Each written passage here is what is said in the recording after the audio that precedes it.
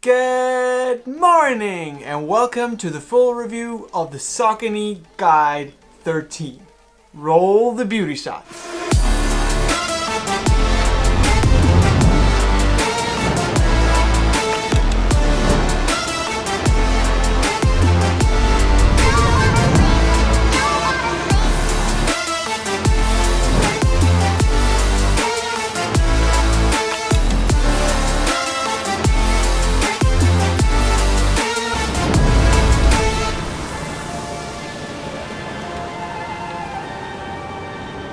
Saucony Guide 10 has been one of my favorite stability shoes for the last couple of years. I've used it so much, but a couple of weeks ago I put it on and I actually had to retire it.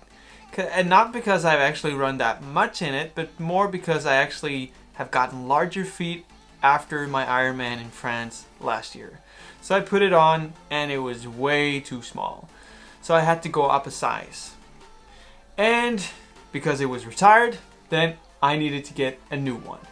So this is the Saucony Guide 13. It's the new edition. It's been released half a year ago, but I wanted so badly to try it out. Compared to the last model, the Saucony Guide ISO 2, this one has 3 new features. The first one is the new Formfit 360 upper, which is a continuation of the Formfit midsole that was like ergonomically designed for your foot. The 360 upper removes the fingers that you know from the ISOFIT and puts a new upper on the shoe. The next one is the PWRRUN Not Plus midsole. The regular PWRRUN midsole, which is still the normal EVA outside and then a TPU core inside midsole. And the last one is the new medial post, which is longer and not as tall as in previous versions. The guide has a 26 to 18 millimeter stack height, which is an 8 millimeter drop, which I find pretty nice on this model. I see a lot of people having some almost religious feelings about drop, and I'm in the other bandwagon which thinks that you should actually vary your drop and vary the load and landing as much as possible. So 8 millimeter drop is super for me. I also love the 12 and the 4 and the 0 and the 5 and the 6. There's so many, and if you vary them, then that's good. This one hits the spot at 8 millimeters, which is the same thing as the Ride, the Triumph, and the Hurricane. The fit of a Saucony is very polarizing, and it's either love it or hate it, it seems. And that's because Saucony makes shoes that are less intrusive and they're supposed to feel like they're not on your foot. The fit in the forefoot is a little bit more narrow than the Triumph or the Hurricane, and like normal, it's a lot of padding around the collar and in the tongue. Generally, I must say that I enjoy having this shoe on the foot, but I'm not one of those people that feel like my feet are getting warm. And if you're one of those people, then you might have to look elsewhere. And it's because of the amount of padding in the collar, on the tongue. It actually feels like you're getting a huge hug, but that doesn't work when it's really warm. I don't have that issue, and I really enjoy having this shoe on. But because of having that huge cushioning plush feel, it also doesn't have that really tight, nice, firm feel around the midfoot. Getting a really good lockdown around the heel is not an issue for me, but I have to tighten the laces a lot, and the thicker tongue actually helps me not get any pain or getting the laces digging into my feet. Usually I'm a 10.5. In this shoe I'm also a 10.5, so I think it's true to size, and that's what I've seen elsewhere as well. Overall, I really enjoy the fit of the shoe, but the upper isn't for everyone. If you're one of those people who just love the comfy couch fit, then this is really a good one for you. On my first run in this shoe, I went for a 9K. I went a little bit hard, and it felt really, really great. The shoe is actually really nice and a little bit firmer than the Triumph or the Hurricane.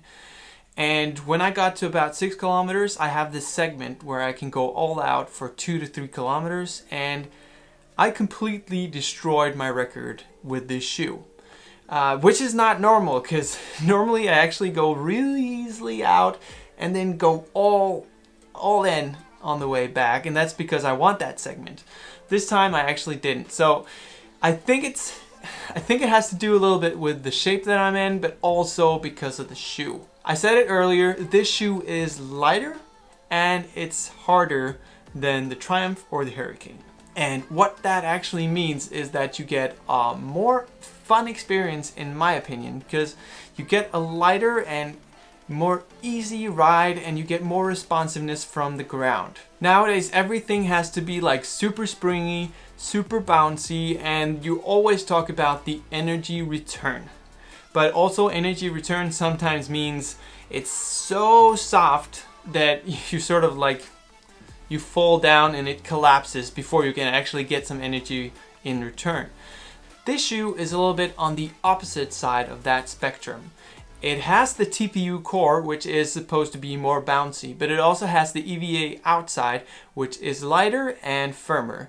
And that means that you get a little bit more of a firm and nice and like really responsive feeling when you run. And I love that it actually differentiates a little bit from all the other shoes on the market, because this shoe really feels great to run in. It is by far one of my favorite shoes if I'm going for a long run, and especially if I want a long and fast run.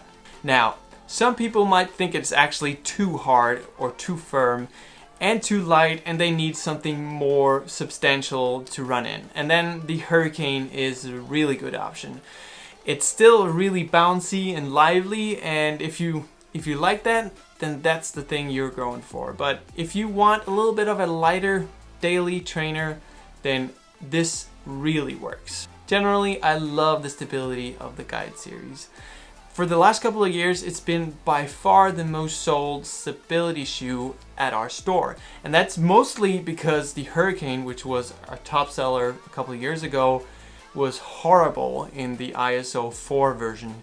And the ISO 5 worked a little bit better. The Hurricane 22 is way beyond what the two previous were. But in that space of time, the Guide did really well.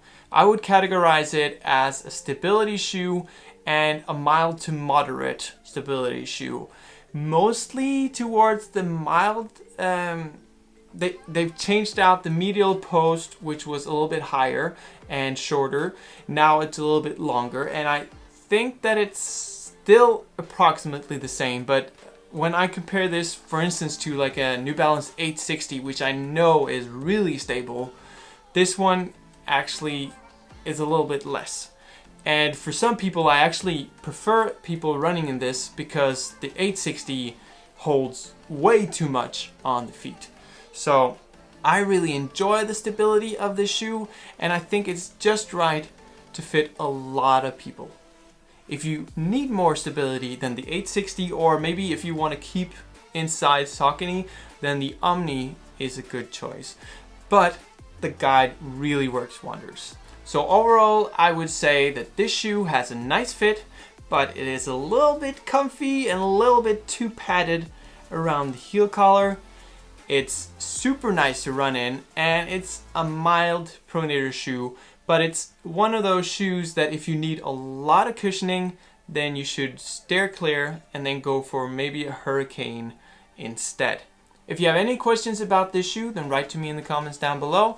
If you like this video, then please give it a thumbs up. Subscribe if you haven't already, and if you want to go support me, then you can do it on my website, where you can buy these awesome running socks.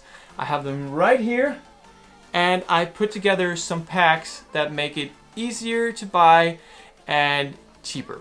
Anyways, have a great day, have a fantastic run, and I'll see you again next time. Bye!